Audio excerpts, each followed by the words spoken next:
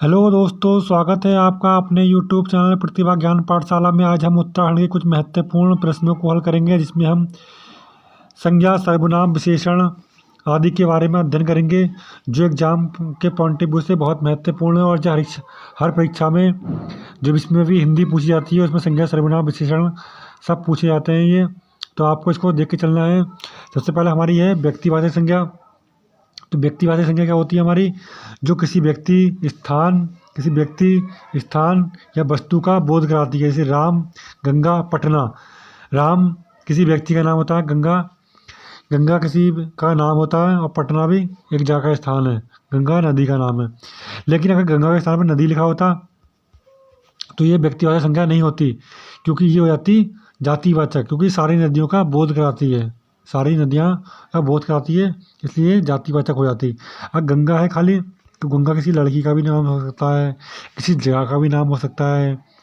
ठीक है, नदी का नाम भी गंगा है, इसलिए नाम है तो किसी स्थान, वस्तु, व्यक्ति का नाम क्या है, व्यक्तिवाचक संज्ञा होती है।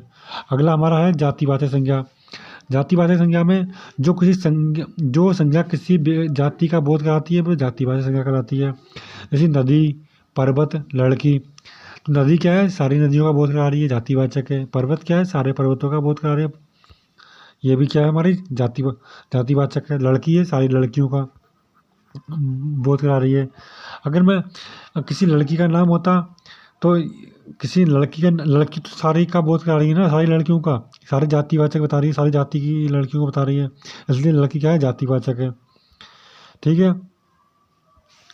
चलिए अगला अगला है हमारा प्रश्नवाचक संज्ञा।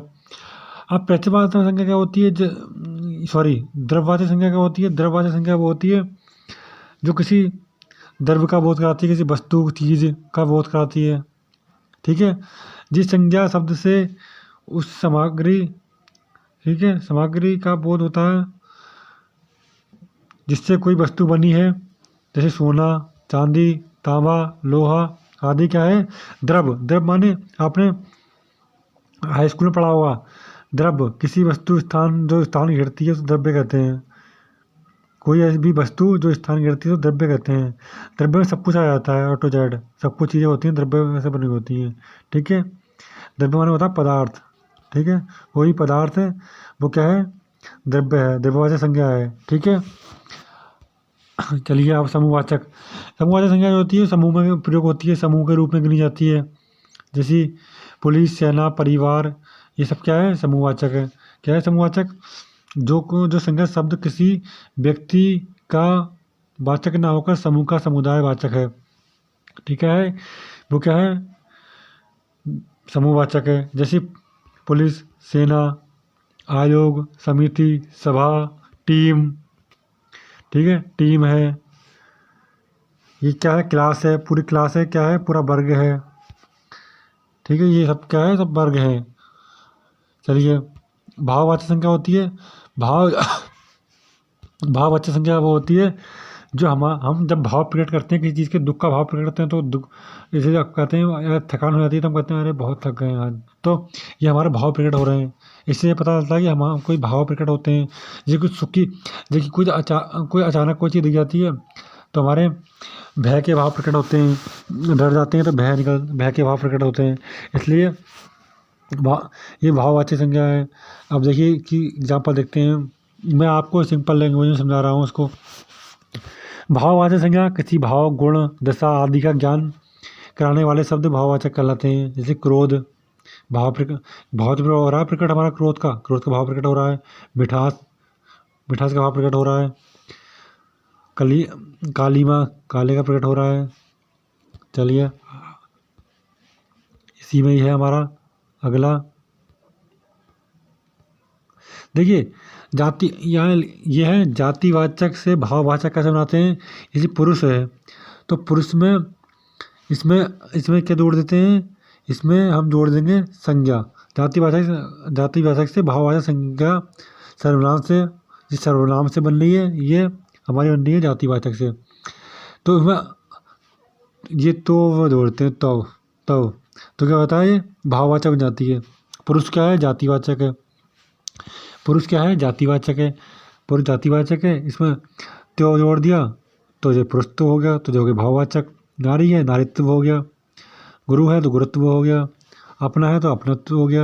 ये सर्वनाम है। सर्वनाम माने आपको पता होना चाहिए, सर्वनाम माने होता है सबका नाम। अगर मैं प्रयोग करूँगा तो वो मेरा नाम हो जाएगा, और कोई प्रयोग करेगा तो उसका नाम होगा। जैसे कहते हैं मैं वहाँ जा रहा हूँ, अगर मैं बोल रहा हूँ तो मैं, मेरे लिए हो जा रहा है वो सर्वनाम। आप बोलेंगे तो आपके लिए हो जाएगा मैं। तो इसलिए सर्वनाम माने होता है सबका नाम।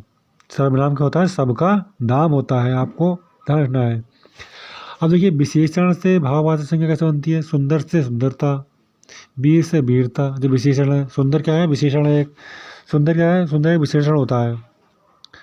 ठीक है, चलिए अगला चलते हैं, इसी में देखते हैं संज्ञाओं के विशिष्ट प्रयोग। संज्ञा के विशिष्ट प्रयोग ऐसे कैसे कैसे हैं?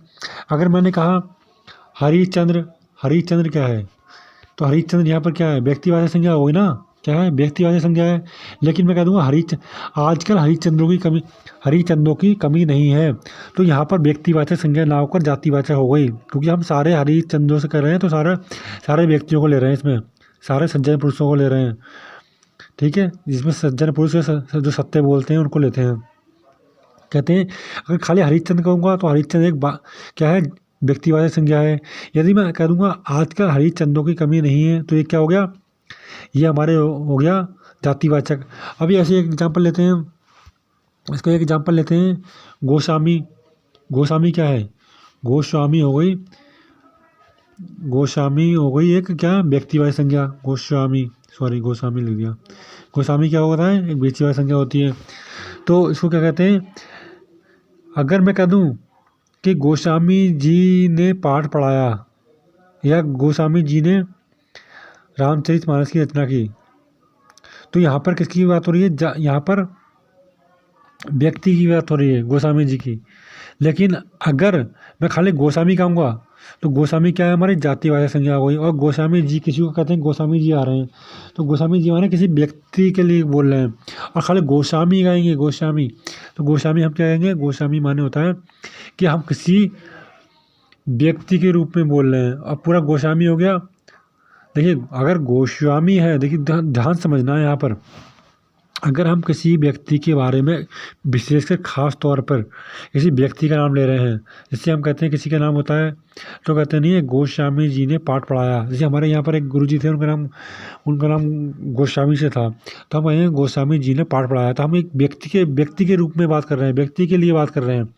और अगर हम किसी जाति के हम अगर किसी जाति के लिए बोलेंगे तो वो एक गोस्वामी जाति होती है, तो गोस्वामी हम कह लेंगे कि सारे गोस्वामी जो जाति है उसके लिए बोल रहे हैं हम। ठीक है, इसलिए आपको इन दोनों में फ़र्क समझना है। जैसे यहाँ पर देखिए, अब यहाँ थोड़ा आप समझेंगे, जातिवाचक संज्ञा का व्यक्तिवाचक संज्ञा के रूप में, कभी कभी जातिवाचक संज्ञा का प्रयोग व्यक्तिवाचक संज्ञा के रूप में होता है। जैसे गोस्वामी जी ने रामचरितमानस की रचना की, यह भी मैंने बताया था आपको।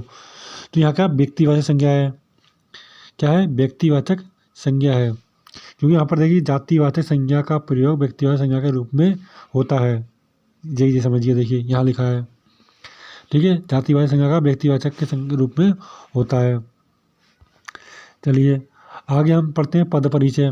पद परिचय देखें क्या होता है? पद परिचय, पद परिचय में वाक्य के प्रत्येक पद को अलग अलग करके उसका व्याकरण होता है।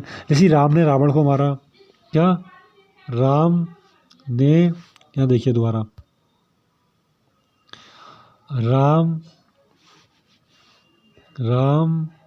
ने रावण को बाण से मारा। तो यहाँ पर क्या है? राम क्या है? कर्ता है। रावण क्या है? कर्ता से प्रभावित होने वाला, कर्म है। राम क्या है? कर्ता है। रावण क्या है? कर्म है।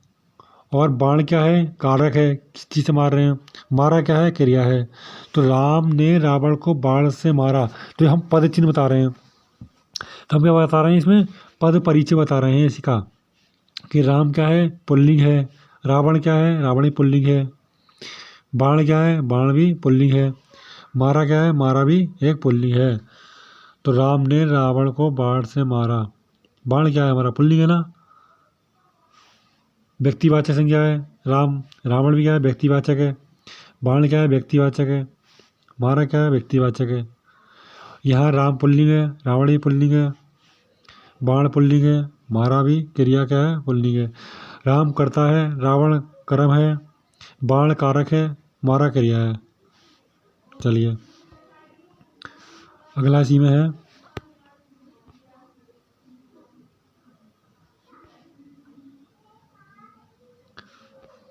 अगला इसी में देखते हैं। देखिए यहाँ पर लिंग देखते हैं, अब पढ़ेंगे हम लिंग। तो लिंग हमारे कितने होते हैं हिंदी में 2 लिंग होते हैं। कौन से? स्त्रीलिंग और पुल्लिंग। संस्कृत में 3 होते हैं, ध्यान रखना, संस्कृत में 3 होते हैं, हिंदी में 2 होते हैं, स्त्रीलिंग पुल्लिंग, ठीक है, 2 होते हैं हिंदी में। तो किसी वस्तु का या किसी भी चीज़ का पता हमें कैसे चलता है, स्त्रीलिंग है पुल्लिंग है, उसके क्रिया के आधार पर या उसके कर्ता के आधार पर या कर्म के आधार पर, ये सारे चीज़ें को इससे पता चलता है। देखिए जैसे हम यहाँ पर देखेंगे, यहाँ पर हमारा देखिए 2 होते हैं, 2 प्रकार के होते हैं हिंदी में लिंग, एक पुल्लिंग होता है, एक स्त्रीलिंग होता है।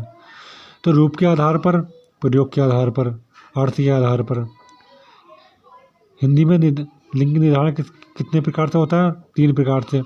एक रूप के आधार पर, प्रयोग के आधार पर और अर्थ के आधार पर। अगर किसी में मतलब लिखा, ठीक है, अगर किसी को स्त्रीलिंग से पुल्लिंग बनाना है या पुल्लिंग से स्त्रीलिंग बनाना है तो हम पुल्लिंग से स्त्रीलिंग बना देंगे। जैसे हम यहाँ पर लिखते हैं कोई एग्जाम्पल, जैसे लिखते हैं, यहाँ हमने लिखा राम, तो यदि हम इसको स्त्रीलिंग बनाएंगे तो हम इसमें से आ का डंडा हटा देंगे और वहाँ पे लगा देंगे तो रमा हो जाएगा। रमा हो जाएगा तो ये क्या है, रमा क्या हो गया, स्त्रीलिंग हो गया। हम पुल्लिंग से स्त्रीलिंग में बदल देते हैं। और भी एग्जाम्पल हम यहाँ पर देख सकते हैं, ये स्त्रीलिंग बनाने के अभी आगे देखेंगे, उसको थोड़ा सा अभी चलते हैं। अभी आगे देखिए यहाँ पर अकारांत। अकारांत का मतलब, अकारांत शब्द को होता है, अकारांत होता है और अकारांत होता है, 2 होते हैं, एक अकारांत होता है, एक अकारांत होता है, दोनों में देखिए अंतर है। ये अकारांत है और ये अकारांत है। तो पुल्लिंग, जो पुल्लिंग होते हैं जैसे राम, सूर्य, क्रोध, समुद्र, जैसे क्या है घोड़ा, कपड़ा, ये सब का पुल्लिंग है। जिन शब्दों के अंत में पा, पन, आओ, खाना जुड़े होते हैं वो क्या होते हैं, पुल्लिंग होते हैं। जैसे बुढ़ापा आ गया, मोटापा आ गया, बचपन है, घुमाव है, पुलाव है, जब क्या है पुल्लिंग है। और जिसमें आप स्त्रीलिंग के बारे में कैसे अध्ययन करेंगे, स्त्रीलिंग में देखिए लता, रमा, ममता, जिसके पीछे आकारांत हो शब्द क्या होते हैं, स्त्रीलिंग होते हैं। हमेशा हम कहते हैं दही, दही क्या है, स्त्रीलिंग का पुल्लिंग है, बताइए आप। दही, तो हमेशा क्या है, दही खाया गया होता है, दही खाई गई नहीं होता है, इसलिए दही क्या है, दही हमारा, आपको पता लग गया होगा कि आप मैंने एग्जाम्पल दिया, दही क्या है पुल्लिंग है। तिथि क्या है, तिथि, तिथि क्या है हमारी, यहाँ पर तिथि स्त्रीलिंग है, क्योंकि तिथि आ गया नहीं होता, तिथि आ गई है, ठीक है। तिथि हमारी क्या है, स्त्रीलिंग है, आपको पता होना चाहिए। हाथी क्या है यहाँ पर, हाथी, हाथी हमारा क्या है यहाँ पर, हाथी स्त्रीलिंग है पुल्लिंग है, तो यहाँ पर हाथी पुल्लिंग हुआ। पानी क्या है, स्त्रीलिंग है पुल्लिंग है, पानी, पानी भी हमारा क्या है यहाँ पर पुल्लिंग है। इसलिए आपको याद रखना है, जिससे हम, जैसे आप जिसमें क्रिया उससे पता लग जाता है हमें स्त्रीलिंग है पुल्लिंग है। ये दही, दही खाया गया होता है, खाई गई नहीं होता है। तिथि आ गई। पुलिस क्या है, पुलिस स्त्रीलिंग है पुल्लिंग है, पहले बताइए। जो पुलिस होता है वो स्त्रीलिंग है पुल्लिंग है, पुलिस, पुलिस हमेशा क्या है, स्त्रीलिंग है। पुलिस आ गया नहीं होता, पुलिस आ गई होता है, तो पुलिस क्या है, स्त्रीलिंग है, आपको बताना चाहिए स्त्रीलिंग है पुलिस। आपको समझ में आता होगा। यदि आपको इसमें किसी बात की दिक्कत है तो आप कमेंट बॉक्स में बता सकते हैं, मैं आपको उसको कमेंट बॉक्स में आपको उत्तर देने की कोशिश करूँगा। अगला बढ़ते हैं, अगले देखिए यहाँ पर इसी में ही इकारांत शब्द भी प्राय स्त्रीलिंग होते हैं, जैसे तिथि, हानि, ये सब क्या है, स्त्रीलिंग है। चलिए इसको तो मैं बता चुका। अब देखिए स्त्रीलिंग शब्द कैसे बनते हैं। बड़ा है, बड़ा है, बड़ा लिखा है, इसमें एक ही मात्रा लगा दी, बड़ी हो जाएगा, क्या हो जाएगा, बड़ी। योगी है, योगी क्या है, योगी आपको बताइए, पुल्लिंग है। इसमें यदि यदि हमने नी वाला लगा दिया तो योगिनी हो गया, तो ये क्या है, स्त्रीलिंग बन जाएगा। मोर है, मोरनी है, चोर है, चोरनी है, ये सब क्या है, ये हमारे पुल्लिंग से स्त्रीलिंग बन रहे हैं। ठीक है, अगले इसी में देखते हैं अब थोड़ा सा। अब इसी में देखेंगे, देखिए यहाँ पर प्रयोग के आधार पर देखेंगे। अब हम प्रयोग के आधार पर देखेंगे, तो प्रयोग के आधार पर देखेंगे इसको हम। जैसे कवि है तो कवि से पुल्लिंग, कवि पुल्लिंग है, और कवित्री क्या है, स्त्रीलिंग है।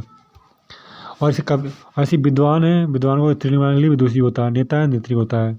आप समझ गए होंगे इसको, अगर नहीं बताऊँगा। जैसे आपकी महान कृपा होगी, तो यहाँ पर अशुद्ध वाक्य है। जो अभी शुद्ध और अशुद्ध वाक्य पूछे जाते हैं, तो आपको बताना होता है शुद्ध कौन सा है, अशुद्ध कौन सा है। आपकी महती कृपा होगी, शुद्ध वाक्य है, क्योंकि क्रिया जो हो रही है वो उसकी के अकॉर्डिंग होगी। जैसे आपकी महती होगी तो महती कृपा होगी, महान कृपा नहीं होगी, महान पुल्लिंग है। अब ठीक है, वह एक विद्वान लेखिका है, तो विद्वान तो पुल्लिंग हो गया, ये तो पुल्लिंग के लिए प्रयोग होता है। और जो विदुषी होता है किसी महिला के लिए, और विद्वान होता है किसी पुरुष के लिए, तो पुल्लिंग हो गया ये। चलिए आगे बढ़ते हैं। वचन, हिंदी में दो प्रकार के होते हैं, एक वचन और बहुवचन। हिंदी में 3 प्रकार के होते हैं, एक वचन, बहुवचन। ठीक है, एक वचन, बहुवचन, सिर्फ 2 प्रकार के होते हैं हिंदी में वचन। और संस्कृत में 3 प्रकार के होते हैं, एक वचन, द्विवचन और बहुवचन। स्त्री में और हिंदी में 2 प्रकार के होते हैं, एक वचन, द्विवचन। अब वचन के बारे में पढ़ लेते हैं हम। वचन होता क्या है, देखिए वचन का अभिप्राय संख्या से है। विकारी शब्द जिस रूप से उसकी संख्या एक या अनेक का बोध होता है। मैंने वचन क्या होता है, इसी मैंने कहा लड़का, क्या है, लड़का, तो है एक वचन है, क्योंकि लड़का है एक ही है ना, तो एक ही एक वचन है। अगर मैं इसको ये डंडा हटा दूं और यहाँ लगा दूं लड़के, तो बहुवचन हो गया। क्या हो गया, लड़के। कितने लड़के हैं ये तो पता नहीं है, मगर ये पता है कि लड़के हैं, तो बहुवचन है। ऐसे मैंने कहा किताब, किताब क्या है, एक वचन है। अगर मैं इसके ऊपर एक ही मतलब लगा दूँ या ओ की मतलब लगा दूँ, किताबों, कहते नहीं किताबों में रखा है कुछ, या किताबें, तो ये क्या हो गया, ये किताबें हो गया बहुवचन। चलिए अगले बढ़ते हैं। जैसे देखिए यहाँ पर एक वचन क्या है, ये तो आपको बताया, बहुवचन ही मैंने बता दिया आपको। कैसे बनाते हैं, घोड़ा से घोड़े बन गए, लड़का से लड़के बन गए, गधा से गधे बन गए। ये सब क्या है, ये एक वचन से बहुवचन बनाने का वो है। अब अगर एक ही मात्रा लगा देंगे तो बहुवचन बन जाएगा। ठीक है, अगर किसी को घड़ी है, घड़ी पर अगर यहाँ लगा देंगे घड़ियाँ हो जाएगा, घड़ियाँ, तो घड़ियाँ बहुत हो गया। जाति है, जाति एक वचन है, अगर यहाँ लगा दिया तो जातियाँ हो गई। नदी है, यहाँ लगा दिया तो नदियाँ हो गई। ठीक है, चलिए अगले बढ़ते हैं।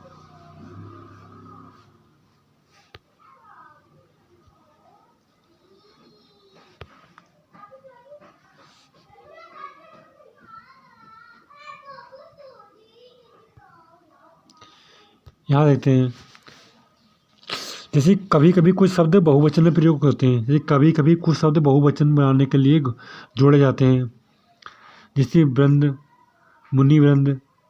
और किसी सम्मानीय के लिए बहुवचन का प्रयोग होता है, जैसे कहते हैं गुरुजी, गुरुजी है तो एक, मगर सम्मान के तौर पर उनसे कहते हैं गुरुजी आ गए, तो उनका हमेशा क्या होता है, बहुवचन के रूप में प्रयोग होता है। गुरुजी हो गया, गुरुजी शब्द क्या हो गया, गुरुजी शब्द हो गया जो, ये क्या है, ये बहुवचन के रूप में प्रयोग होता है। मेरे प्राण चले गए, प्राण मेरे है तो एक ही प्राण, मगर चले गए बोलते हैं तो बहुवचन होता है। ठीक है। आंसू, आंसू, आंसू क्या है, एक वचन है बहुवचन है? आंसू हमारा क्या है, पूछा जाता है, बहुत पूछते हैं ये। आंसू हमारा बहुवचन है। आंसू आ गया नहीं होता, आंसू आ गए होता है। कभी कोई रोता है तो कहते हैं मेरी आंखों में से आंसू आ गए। तो आंसू आ गए हमेशा आदर से नाम लिया जाता है। आंसू आ गए, मेरे प्राण चले गए, पिताजी आ गए, माताजी आ गई, ये क्या है, बहुवचन है। गुरुजी आ गए, बहुवचन है। सरजी आ गए, बहुवचन है। आंसू आ गए, होश उड़ गए, बहुवचन है। दर्शन कर दिए, दर्शन किए, बहुवचन है। ये क्या है, सब बहुवचन के हैं। अब देखिए एक वचन में कैसे प्रयोग होता है, हमेशा एक वचन में होता है। यहाँ देखिए, माल लूटा गया, जनता भूल गई, ये सब है। जनता क्या है, जनता तो होते बहुत हैं, अनेक होते हैं लोग। जनता मगर प्रयोग कैसे होता है, जनता को हमेशा जन कहते हैं, जनता भूल गई नहीं होता है, जनता भूल गई, उसका एक वचन में प्रयोग हो रहा है। सामान खो गया, सामान तो बहुत होता है, खो गया मतलब उसको क्या होता है, ये हमेशा एक वचन में प्रयोग होता है। अब मैंने बताया था आदरणीय व्यक्ति के लिए, आदरणीय व्यक्ति के लिए हमेशा बहुवचन का प्रयोग होता है। आदरणीय व्यक्ति के लिए बहुवचन का प्रयोग होता है, आपको मैंने बताया था अभी। पिताजी आ रहे हैं तो क्या है, एक सम्मान पूर्वक हम बोलेंगे, ये थोड़ी बोलेंगे पिताजी आ गया, वैसे बोलेंगे पिताजी आ रहे हैं। तो ये क्या होगा, आदरणीय शब्द के लिए, आदरणीय व्यक्ति के लिए क्या होता है, बहुवचन का प्रयोग होता है। कभी कभार हम धोखे से लिख देते हैं अनेकों, अनेकों गलत, शब्द गलत है। अनेकों या अनेकों क्या है, अनेकों कोई का प्रयोग है ही नहीं कहीं, अनेक होता है। अनेक, मैंने कहा तुम्हारे पास अनेक पेंसिल हैं, तो अनेक क्या है, बहुवचन है। लोग कभी कभार पूछते हैं, चार ऑप्शन दिए होते हैं, अनेक होता है, अनेकों होता है और अनेके होता है, जिस सब होते हैं ऑप्शन में आप बंदा देखता है अनेकों लगाया, यही बहुवचन है। नहीं, अनेक बहुवचन है। अनेकों का उच्चारण गलत है। या अनेक, मैंने कहा वहाँ पर अनेक व्यक्ति थे, तो ये उच्चारण सही है। मैं कहूँगा वहाँ पर अनेकों व्यक्ति थे, तो यहाँ उच्चारण ही गलत हो रहा है हमारा, तो ये अनेकों सही कैसे हो जाएगा। तो आपको समझ के चलना है, थोड़ा ध्यान देना। दही खाया गया, ये क्या है, पुल्लिंग है, ठीक है। तो खाया गया पुल्लिंग है, मैंने बताया था, स्त्रीलिंग और पुल्लिंग के बारे में बताया था। अब यहाँ पर पढ़ रहे हैं वचन, एक वचन और बहुवचन। तो आंसू, आंसू आ गए, ये बहुवचन है। चलिए आगे चलते हैं। आप कारक पढ़ेंगे। कारक होता क्या है, देखिए कारक होता है किसी भी चीज़ का प्रयोग करके हम कोई दूसरा कार्य करते हैं। कि देखिए क्या बोल रहा हूँ मैं, किसी भी चीज़ का प्रयोग करके हम कोई दूसरा कार्य करते हैं। जैसे मैं कहूँगा, अभी मैंने एग्जांपल दिया था, राम ने रावण को बाण से मारा। तो किससे मारा, बाण से मारा, कोई कारक तो है उसमें, बाण तो है कारक। कि राम ने रावण को, देखिए मैं अभी यहाँ पर दोबारा बताता हूँ। राम ने रावण को बाण से मारा। तो क्या है, बाण से मारा है, किससे मारा है, राम ने रावण को। राम क्या है, करता है, रावण क्या है, कर्म है। तो रावण को किससे मारा है, कौन सा कारक था मारने का, तो बाण था, बाण कारक है। तो क्या है, बाण कारक हो गया। और क्रिया तो आपको बताइए मारने की हो रही है क्रिया, तो क्या है, ये कारक होता है। राम ने रावण को बाण से मारा, तो यहाँ बाण कारक है। जो किसी कार्य को हम करते हैं किसी की सहायता से, तो वही चीज़ कारक होती है। अब मैं आपको एग्जाम्पल बता देता हूँ यहाँ पर। देखिए, संज्ञा या सर्वनाम का वाक्य के अन्य पदों विशेषता क्रिया से जो संबंध होता है उसे कारक कहते हैं। जैसे राम ने रावण को बाण से मारा, क्रिया से संबंध है इसका, किससे संबंध है, क्रिया से संबंध है इसका, ठीक है। तो ये क्या हो गया, बाण क्रिया का साधन होने के कारण कारक है, क्योंकि क्रिया किससे संपन्न हो रही है, किससे संपन्न हो रही है क्रिया, बाण से संपन्न हो रही है, यहाँ बाण से संपन्न हो रही है। तो यहाँ क्या है, यहाँ पर क्या है, कारक क्या हो गया, बाण हो गया कारक, ठीक है। तो आपको याद रखना है। हिंदी में कारकों की संख्या कितनी होती है, 8 होती है। कारकों की संख्या कितनी होती है, 8 होती है हिंदी में कारकों की संख्या, आपको ध्यान रख के चलना है। आपने देखो, इसको आप यदि याद कर लेते हैं ना, तो आपको बहुत हेल्प होगी। कर्ता ने कर्म को करण से संप्रदान के लिए अपादान से संबंध, काके की रारी अधिकरण में पर संबोधन किसी व्यक्ति के लिए संबोधन करते हैं तो किसी कहते हैं ए हे प्रभु, हे राम, अरे तो ओहो आ गए आप, अरे आपके दर्शन हो गए, ऐसे ऐसे बोलते हैं तो संबोधन में बोलते हैं मज़ा आ गया, ऐसे कहते हैं। तो अधिकरण जैसे मैंने कहा, अब देखिए करता है, करता क्या है, करता हमेशा जो कार्य करता है वो करता होता है, कर्ता ने मतलब राम ने। फिर होता है कर्म, कर्म जो होता है जो प्रभावित होता है, कर्ता के द्वारा जो प्रभावित हो रहा है तो कहते हैं राम ने। और कर्म क्या होता है जो प्रभावित होता है, तो कर्म को राम ने रावण को, देखना है यहाँ पर आपको पता लगेगा। अब मैं पूरा फिर वाक्य लिखता हूँ वही, राम ने रावण को बाण से मारा। तो क्या है, राम ने तो कर्ता ने कर्म को रावण को बाण से, कर्ता ने कर्म को कर्ण से तो बाण से मारा, तो क्रिया है क्या है, मारा, तो क्रिया है मारा के। तो इसलिए आपको यहाँ समझना है, तो क्या समझना है आपको, यहाँ पर समझना है आपको कर्ता ने कर्म को कर्ण से संप्रदान के लिए अपादान से संबंध काके की रारेरी अधिकरण में पर। तो यहाँ पर समास में ये बहुत हेल्प होती है इनकी। अगर आप तत्पुरुष समास पढ़ेंगे तो आपको इनसे बहुत हेल्प होती है, क्योंकि वहाँ से कर्म से स्टार्ट हो जाता है। क्या है, इसी राजा का पुत्र तो राजपुत्र हो गया। ठीक है, आपको जब तत्पुरुष समास पढ़ेंगे तो आपको वहाँ पर इनसे बहुत हेल्प होगी। इसलिए आपको याद रखना है, कर्ता ने कर्म को कर्ण से संप्रदान के लिए अपादान से संबंध काके की रारेरी संबोधन हे आरे। ठीक है, अब देखिए यहाँ पर थोड़ा सा अंतर मैंने बताया था, एक अपादान और एक कर्ण। अपादान और कर्ण में आपको अंतर समझना है, अपादान और कर्ण में आपको अंतर समझना है। अपादान का प्रयोग मैंने बताया था, अपादान का प्रयोग हमेशा अलग होने का भाव प्रकट करता है। क्या करता है, अलग होने का। जैसे हिमालय से गंगा निकलती है, हिमालय से गंगा निकलती है, तो क्या है, जो अलग होने का भाव प्रकट है कि हिमालय से गंगा निकल चुकी। वह घर से निकल गया, तो वो घर से अलग हो गया, मतलब निकल गया। अलगाव का भाव प्रकट हो रहा है यहाँ, किसका, अलगाव का। जब अलगाव का भाव प्रकट होता है तो हम क्या करते हैं, उसमें अपादान कारक होता है। और कर्ण कारक कहाँ होता है, तो कर्ण कारक वहाँ होता है जहाँ पर कोई कर्ता किसी काम को करता है, कर्म करता है, जो कर्ता होता है।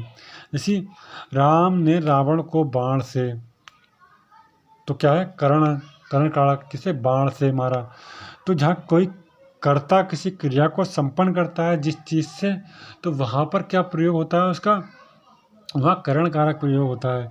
देखिए थोड़ा यहाँ देखिए, कर्ण और अपादान दोनों कारकों में से चिन्ह का प्रयोग होता है। अपादान से तो हिमालय से गंगा निकलती है, से प्रयोग हो रहा है यहाँ पर, से का बहुत ध्यान रखना, से प्रयोग हो रहा है। ऐसे हिमालय से गंगा निकलती है, ऐसी राम ने रावण को बाण से, तो यहाँ बाण से प्रयोग हो रहा है आपका। तो यहाँ पर दोनों में अंतर है। देखिए वहाँ अलगाव का भाव प्रकट है अपादान में, और यहाँ पर क्रिया को संपन्न हो रही है, तो वहाँ कर्ण से हो रहा है तो क्रिया संपन्न हो रही है उससे। तो क्या है, यहाँ पर देखना है, चिन्ह का प्रयोग होता है, किंतु इन दोनों में मूलभूत अंतर क्रिया का साधन उपकरण है। कर्ता कार्य संपन्न करने के लिए जिस उपकरण का प्रयोग करता है उसे ही हम कारक कहते हैं। जैसे एग्जाम्पल देख लेते हैं यहाँ पर इसी का ही, तो एग्जाम्पल देखते हैं हम यहाँ पर, तो आपको पता लग जाएगा, एग्जाम्पल देखेंगे। ये कर्ता कौन होता है, क्रिया को संपन्न करने वाला। कर्म होता है क्रिया से प्रभावित होने वाला। कर्ण होता है कर्ण क्रिया जिस साधन से संपन्न हो रही है। अपादान जिसके लिए, देखिए यहाँ पर अपादान का देखने हैं, संप्रदान क्या है, जिसके लिए कोई क्रिया संपन्न की जाए, जिसे कुछ प्रदान किया जाए, जिसके लिए कोई क्रिया संपन्न की जाए। अपादान क्या होता है, जहाँ अलगाव हो वहाँ ध्रुव स्थिर में अपादान होता है। अलगाव का भाव प्रकट होता है। मैंने कहा हिमालय से गंगा निकलती है, अलग होने का भाव प्रकट है। किसका? अलगाव का भाव प्रकट है यहाँ पर। अलगाव का भाव प्रकट होता है तो वहाँ पर क्या होता है? संप्रदान होता है। संबंध, जहाँ किसी का संबंध बताया जाता है तो वहाँ संबंध होता है। जहाँ दो पदों का परस्परिक संबंध होता है। राजा का पुत्र तो राजपुत्र हो गया, जो संबंध है। अधिकरण, ठीक है, जो क्रिया के आधार पर स्थान, समय, अवसर आदि का बोध कराए, ठीक है, वो क्या होता है? अधिकरण होता है। संबोधन, किसी के संबोधन के लिए करते हैं। अरे प्रभु, हे राम, ये क्या संबोधन के रूप में बोलते हैं। तो ये क्या है, आप देखेंगे यहाँ पर शुद्ध वाक्य और अशुद्ध वाक्य के बारे में थोड़ा सा देख लेते हैं इसमें, कि कैसे प्रयोग करते हैं इसको। देखिए यहाँ पर अगर बोलेंगे तेरे को कहाँ जाना है, तो सफा पता लग रहा है गलत बोल रहा है ये। तुझे कहाँ जाना है या तुम्हें कहाँ जाना है, तो ये क्या है? शुद्ध वाक्य है। वहाँ घोड़े के ऊपर बैठा है, तो घोड़े के ऊपर, भाई ऊपर क्यों लाएंगे? घोड़े के ऊपरी से बैठा जाता है, तो यहाँ ऊपर का गलत है, ऊपर हटा दोगे तब भी बात देखिए। तो घोड़े पर बैठा है तो क्या सही नहीं होगा वाक्य? तब भी सही है ना। तो घोड़े के ऊपर, भाई घोड़े के ऊपर ही बैठा जाता है। तो यहाँ पर जो फालतू शब्द होते हैं ये भी कोई अगर एक्स्ट्रा शब्द लग जाता है या फालतू शब्द लग जाता है तो उससे भी क्या होता है? वाक्य अशुद्ध हो जाता है। मैं कलम के साथ लिखता हूँ, कलम के साथ थोड़ी होता है, कलम से लिखता हूँ ना मैं। तो यहाँ पर मैं कलम के साथ लिखता हूँ, ये आपको पता लग जाएगा देखने से। चलिए अगला देखिए यहाँ पर थोड़ा सा, मैं आज पटना जाना है। मैंने आज पटना जाना है, भाई मैंने क्यों, पता लग रहा है देख के ही, मुझे आज पटना जाना है। ठीक है, आपको यहाँ रखना है। एक आध एग्जाम्पल और देख लेते हैं। यहाँ पर देखिए, मैं पत्र लिखने को बैठा। अरे मैं पत्र लिखने को क्यों बैठा? मैं पत्र लिखने के लिए बैठा, ठीक है, इसलिए ये शुद्ध वाक्य है। चलिए अगला देखते हैं।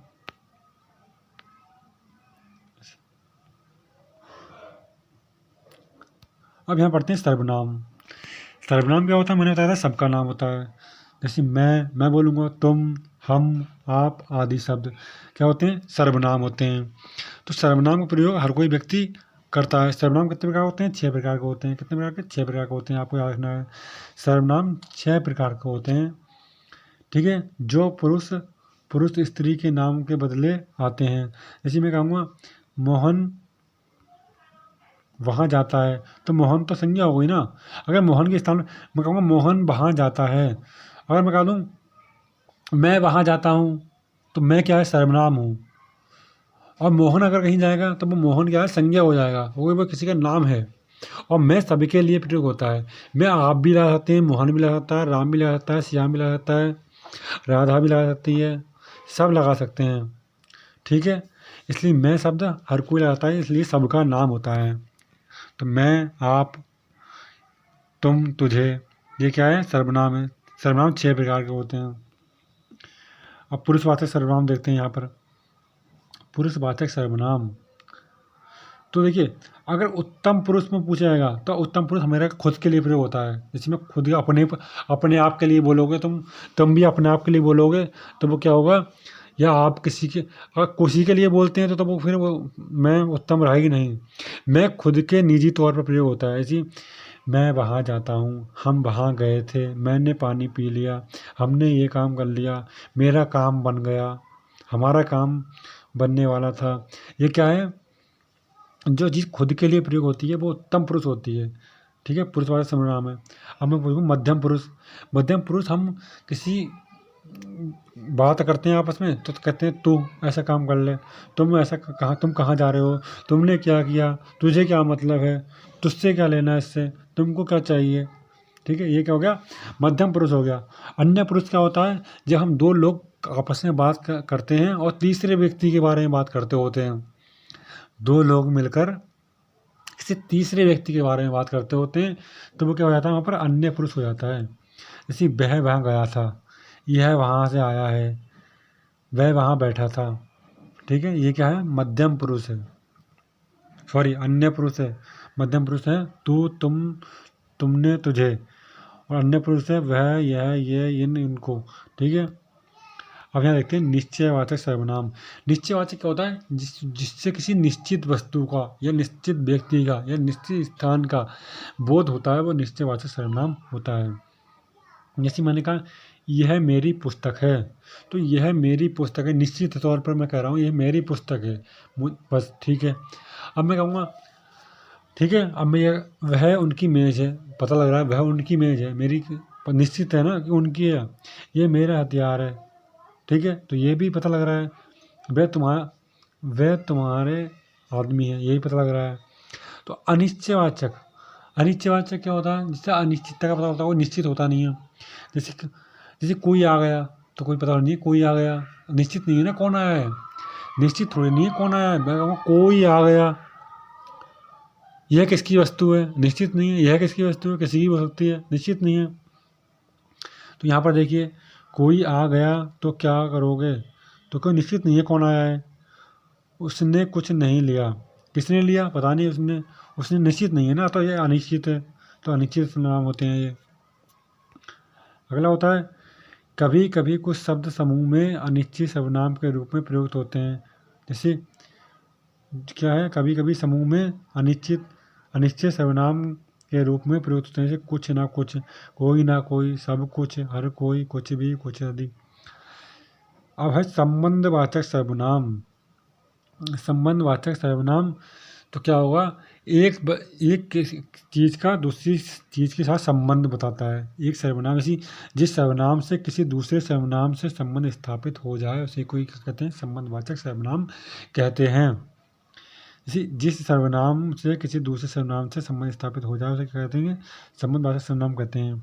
जैसे जो आया है सो जाएगा, जो आया है, एक तो ये है सर्वनाम, जो आया है, जो मतलब सबके लिए होता है ना, जो आया है सो जाएगा, ठीक है, इसलिए संबंध प्रकट हो रहा है उनके बीच में। चलिए अगला देखते हैं।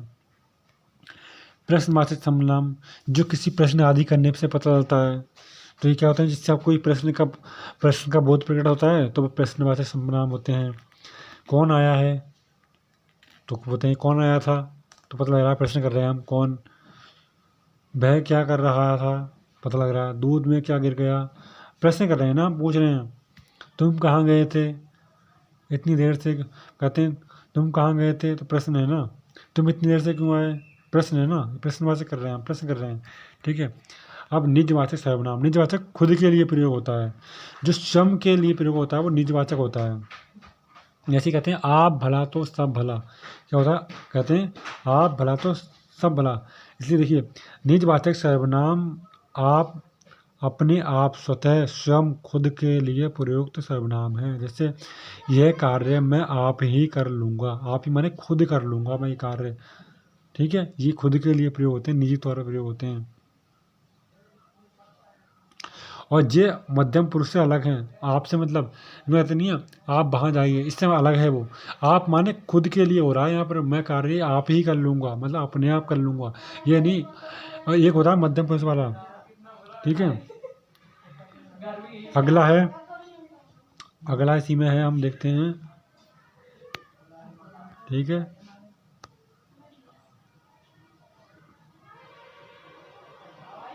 देखिए यहाँ पर देखिए अपने को सुधार रहा है, वह दूसरे को नहीं अपने को सुधार रहा है। तो यहाँ क्या है, वो अपने माने वो खुद को सुधार रहा है, खुद माने वो अपने लिए निजी तौर पे कह रहा है, ये नहीं वो अपने किसी और को नहीं, अपने को सुधार रहा है, वो निजी तौर पे अपने आप के लिए कह रहा है, ठीक है। जैसे पुरुषवाचक है, उत्तम पुरुष में मैंने बताया था, अभी मैं पढ़ रहा था, मैं, हम लोग, ये क्या है उत्तम पुरुष। मध्यम पुरुष क्या है, तुम, तू, तुम, आप, तुम लोग। अन्य पुरुष क्या है, यह वह, ठीक है, उनके लिए। निश्चयवाचक क्या है, निकटवर्ती चीज़ को कहते हैं। अनिश्चयवाचक क्या है, जो जिससे निश्चितता का बोध नहीं होता है, मैंने बता दिया था आपको। सर्वनाम के विकारी रूप, जिसमें विकार उत्पन्न, किसी शब्द में विकार उत्पन्न हो जाता है तो उसे विकारी रूप कहते हैं। ये तुम है, तुम लिखा हुआ है, तुम है, तो मैं इसको तुमने कह दूँ, तुमने, तो इसमें विकार हो गया ना। जिस शब्द में विकार उत्पन्न हो जाता है उसे विकारी शब्द कहते हैं, जिसमें विकार उत्पन्न नहीं होता है उसमें अविकारी कहते हैं, ठीक है। देखिए थोड़ा समझिए यहाँ पर, मेरा, देखिए हमको, हमसे, मेरा, हमारा, उसने, उसको, ये क्या है, बेकार प्रकट हो जा रहा है, ये विकारी शब्द होते हैं। सर्वनाम का पद परिचय, पद परिचय कैसे देते हैं, देखिए किसी वाक्य में प्रयुक्त सर्वनाम का पद परिचय देने के लिए पहले सर्वनाम का भेद, लिंग, वचन, कारक एवं अन्य पदों से उसका संबंध बताना पड़ता है। जैसे मैं पुस्तक पढ़ता हूँ, मैं क्या है, मैं क्या है, मैं है उत्तम है, तो मैं क्या है पुल्लिंग है, पुस्तक क्या है स्त्रीलिंग है, पढ़ता क्या है पुल्लिंग है, हूँ क्या है हूँ भी पुल्लिंग है। देखिए यहाँ पर देखिए सर्वनाम पुरुषवाचक है, उत्तम पुरुष है, ठीक है, पुल्लिंग है, एक वचन कर्त मैं का खाली मैं शब्द को देखिए यहाँ पर मैं शब्द के बारे में बता रहे हैं, खाली इतनी चीज़ें। मैं क्या है सर्वनाम है, मैं सबके लिए प्रयोग होता है इसलिए सर्वनाम है। क्या होता है, मैं सबके लिए प्रयोग होता है तो सर्वनाम है वो। तो यहाँ क्या है, मैं सर्वनाम है, पुरुषवाचक है, उत्तम पुरुष है, पुल्लिंग है, एक वचन है। चाय में कुछ पड़ा है, तो कुछ क्या है सर्वनाम तो है, अनिश्चित है, पता ही नहीं कुछ क्या है, पुल्लिंग है, ये क्या है एक वचन है, कर्म कारक है, पड़ा क्रिया का कर्म है, ठीक है। अब देखते हैं विशेषण। विशेषण क्या क्या होता है, जो किसी की विशेषता बतलाता है उसे विशेषण कहते हैं। कहते नहीं है यह चीज़ सुंदर है, तो कोई भी वस्तु सुंदर होती है, सुंदरता का बोध करा रही है तो विशेषण है। सुंदर क्या है, विशेषण है। संज्ञा सर्वनाम की विशेषता बताने वाले क्या कहलाते हैं, शब्दों को विशेषण कहते हैं। संज्ञा की विशेषता बताई जाती है या सर्वनाम की विशेषता बताई जाती है, जो संज्ञा या सर्वनाम की विशेषता बताते हैं उन्हें क्या कहते हैं, विशेषण कहते हैं।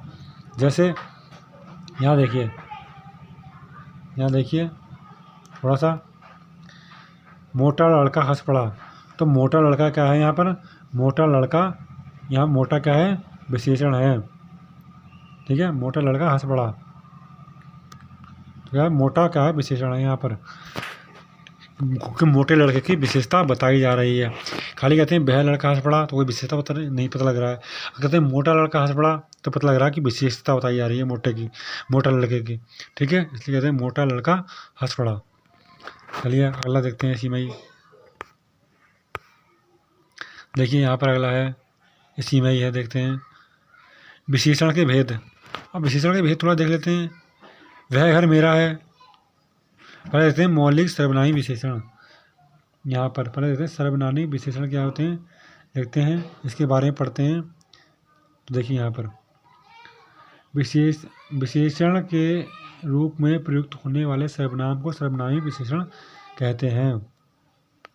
जैसे जो किसके स्थान पर प्रयोग होते हैं, विशेषण के रूप में प्रयुक्त होने वाले सर्वनाम को, तो विशेषण के रूप में प्रयोग होते हैं उनको सर्वनाम को क्या कहते हैं, विशेषण कहते हैं। जैसे मौलिक सर्वनामी विशेषण, जो सर्वनाम बिना रूपांतरण के मौलिक रूप से संज्ञा के बदले आकर उसकी विशेषता बताता है। यह घर मेरा है, तो क्या है, ये विशेषण है। यह का माने यही घर मेरा है, विशेषता बताई जा रही है। वह किताब फटी है, तो फटी किताब की विशेषता बताई जा रही है। कोई आदमी रो रहा है, तो रोने की विशेषता बताई जा रही है, कोई आदमी, ठीक है। अगला है यौगिक सर्वनामी विशेषण, ऐसा आदमी नहीं देखा। चलिए इसको देख लेते हैं गुणवाचक विशेषण। अब देखिए यहाँ थोड़ा देख लेते हैं, आपको मैं फटाफट शॉर्ट में बता रहा हूँ क्योंकि वीडियो लंबी हो जाएगी। कालबोधक किसी का समय काल का पता लग रहा है। कालबोधक होता है किसी समय काल का पता लगना। नया, पुराना, ताज़ा, मौसमी, प्राचीन। रंगबोधक रंग का पता लग रहा है, लाल, पीला, काला, नीला, बैगनी, हरा। दशाबोधक मोटा, पतला, युवा, वृद्ध, गीला, सूखा। गुणबोधक अच्छा, भला, बुरा, क्या गुण है इसमें, अच्छाई है, बुराई है, कपटी है, झूठा, सच्चा है, पापी है। आकार बोधक कैसा आकार है, गोला, चकोरा, तिकोना, लंबा, चौकड़ा, ठीक है, ये है। अब संख्यावाचक, अगर संख्यावाचक विशेषण तो संख्या आएगी, उसमें संख्या का हमेशा प्रयोग होगा। और दो प्रकार की होती है संख्यावाचक, निश्चित संख्यावाचक जिसमें निश्चित संख्या का प्रयोग होता है, और अनिश्चित संख्यावाचक। मैंने कहा वहाँ 10 आदमी थे तो पता लग रहा है वहाँ निश्चित वाचक है, वहाँ 10 ही आदमी थे। मैंने वहाँ कहा वहाँ अनेक लोग थे तो पता नहीं लग रहा, तो अनिश्चित वाचक हो गई संज्ञा। तो यहाँ पर संख्यावाचक भी दो प्रकार की होती है, एक निश्चयवाचक, एक निश्चयवाचक होती है, एक अनिश्चयवाचक होती है, ठीक है। जो संख्यावाचक विशेषण है वो दो प्रकार का होता है, एक निश्चयवाचक या अनिश्चयवाचक, ठीक है। आपको यहाँ पे चलते हैं, देखते हैं।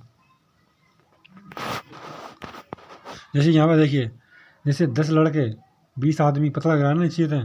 अब मैं कहूँगा अनेक लड़के अनेक आदमी, तो यहाँ अनिश्चित है। जैसे गणनावाचक, यहाँ पर देखिए गणनावाचक कैसे होते हैं, 1 2 3 4, पता लग रहा है संख्या है। क्रमवाचक पहला दूसरा तीसरा। आवर्तीवाचक तिगुना चौगुना सौगुना। समुदायवाचक चारों आठों दोनों। अब देखिए यहाँ पर अनिश्चित वाचक मैंने बताया था आपको, यहाँ पर कुछ आदमी चले गए, कुछ माने अनिश्चित संख्या है, कई लोग आए थे, अनिश्चित वाचक संख्या है, सब कुछ समाप्त हो गया है। संख्या पता है, इतना पता है कि संख्या है, कुछ आदमी है, जरूर आदमी, कुछ ना कुछ तो आदमी है ही, पता लग रहा है संख्या में है, मगर ये पता नहीं लगा कितने हैं, तो अनिश्चित वाचक है। अब देखिए परिणामबोधक विशेषण। परिणामबोधक क्या है, देखिए आप बताऊँगा, आप 10 किलो घी, तो यहाँ संख्यावाचक नहीं है, 10 किलो घी, तो परिणाम में पता लग रहा है कितना किलो घी है, परिणाम पता लग रहा है हमें कि 10 किलो घी है। कहते नहीं है 10 किलो घी, 5 क्विंटल गेहूँ, 10 क्विंटल चावल, 5 किलो धनिया, तो हमें यहाँ पर परिणाम का पता लग रहा है। किसी देखिए विशेषण से संज्ञा अथवा सर्वनाम के परिणाम का बोध होता है। संज्ञा सर्वनाम के, देखिए यहाँ पर भी वो देखिए निश्चित परिणामबोधक, निश्चित परिणामबोधक और अनिश्चित परिणामबोधक। 10 किलो घी 50 क्विंटल गेहूँ, पता लगा निश्चित है। अनिश्चित परिणामबोधक, बहुत घी थोड़ा दूध, तो पता लगा निश्चित है। प्रिय विशेषण बोलते हैं, प्रिय विशेषण है लिखा है ये, प्रिय विशेषण बोलते हैं विशेषण की भी विशेषता बतलाते हैं। एक तो विशेषण ही हो गया, खुद में विशेषण है, खुद की एक विशेषण की भी विशेषता बतलाते हैं, वो प्रिय विशेषण होते हैं। ठीक है,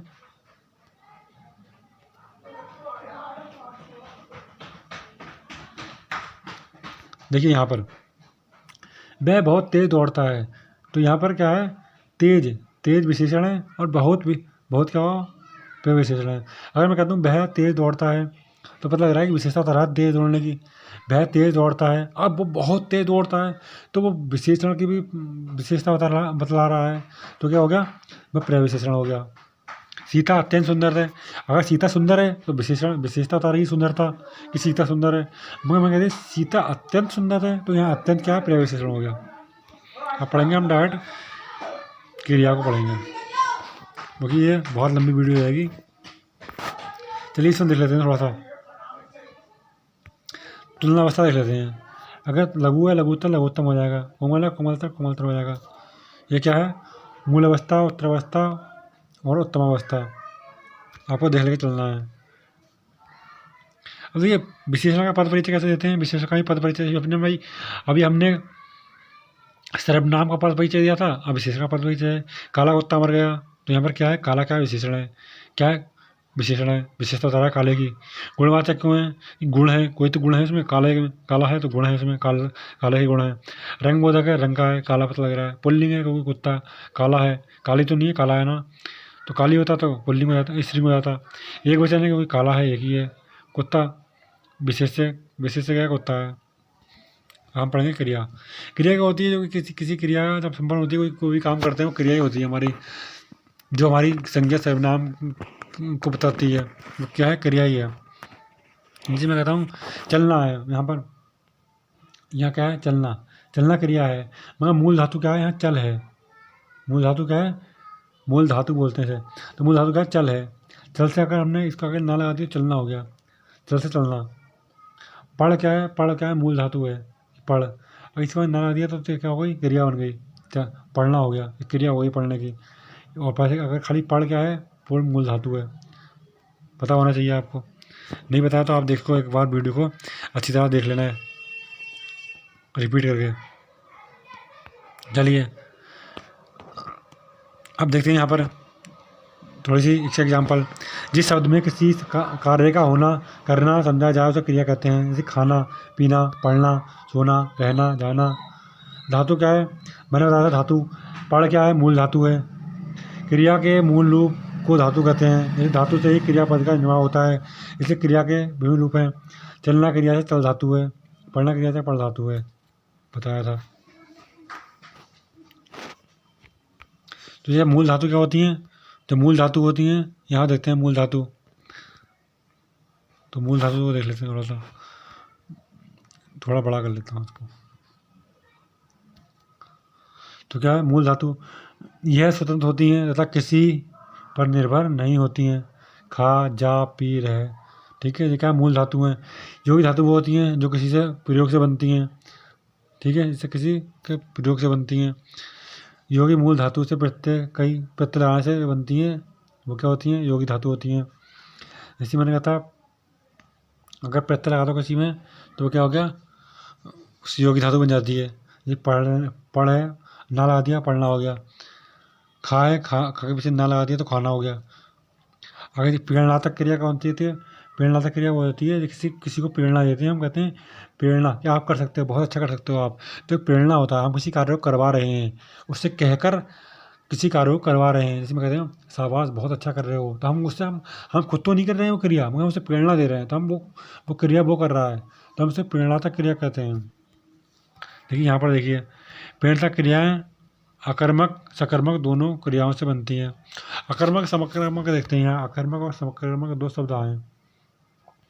अकर्मक सकर्मक क्या होता है, अकर्मक वो होता है जिससे किसी का पता लगता है, जैसे गेहूँ पिस रहा है तो पता लग रहा है हमें क्या पिस रहा है, गेहूँ पिस रहा है। वह रो रहा है, तो क्या रो रहा है पता नहीं लग रहा है ना, क्या रो रहा है भाई, क्या रो रहा है पता नहीं लग रहा है क्या रो रहा है। मगर मैं कहता हूँ वह सेब खा रहा है, तो यह सकर्मक क्रिया है, क्या खा रहा है, वो खाने की क्रिया कर रहा है, क्या खाने की, सेब खाने की, पता लग रहा है ना हमें कि वो सेब खा रहा है, तो यह सकर्मक क्रिया है। तो मैंने कहा वह नहा रहा है, तो वह नहा रहा है, क्या नहा रहा है पता नहीं लग रहा है ना, तो वह क्या है, अकर्मक क्रिया है वहाँ, क्या है, अकर्मक। अभी सकर्मक अकर्मक आगे भी आएगा, आपको समझाऊंगा अच्छी तरह। यहाँ प्रेरणात्मक क्रिया देखते हैं। प्रेरणात्मक क्रियाएं अकर्मक सकर्मक दोनों प्रकार की होती है। अपना जोड़ने से प्रेरणात्मक क्रिया